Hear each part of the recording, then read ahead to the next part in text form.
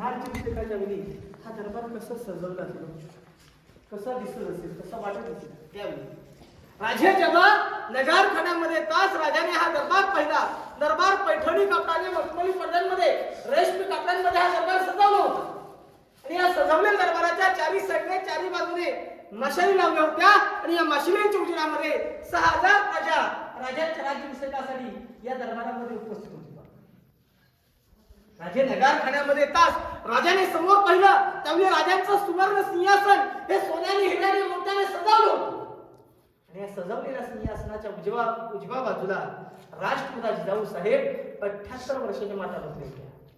सिंहासनाच्या डाव्या बाजूला त्यांचं मंत्रिमंडळ बसलं होतं. उजव्या बाजूला आऊसाहेब राजांचे राणे, राजांचे चिरंजीव काशीचे डागा भट्ट.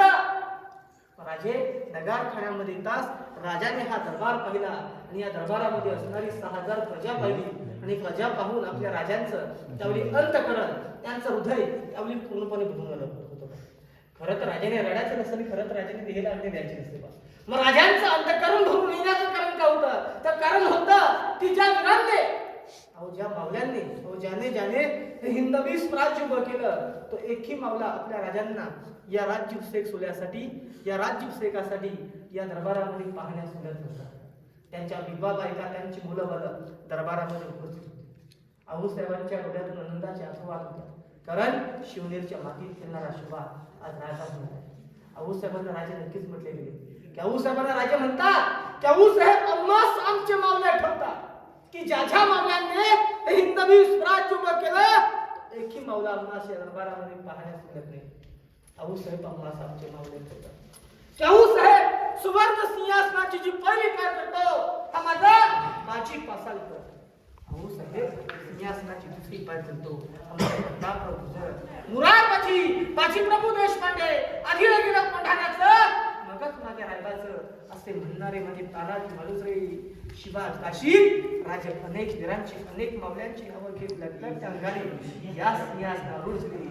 राजांच्या अंगावरती काशीच्या रागा भट्टाने सप्त नद्यांचा, सप्त सुंदरांचा अभिषेक करण्यात आला.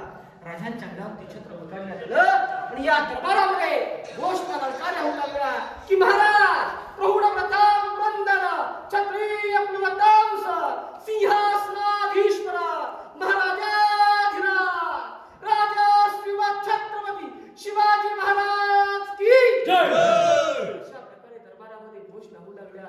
नगारखान्यावरती नगारे चौघडे सने वाजू लागल्या. प्रत्येक गडकिल्ल्यांवरती तोफांची निशाणी झाली. ते आपले राजे झाले, राजे छत्रपती झाले. त्यावेळी 6000 प्रजा होती.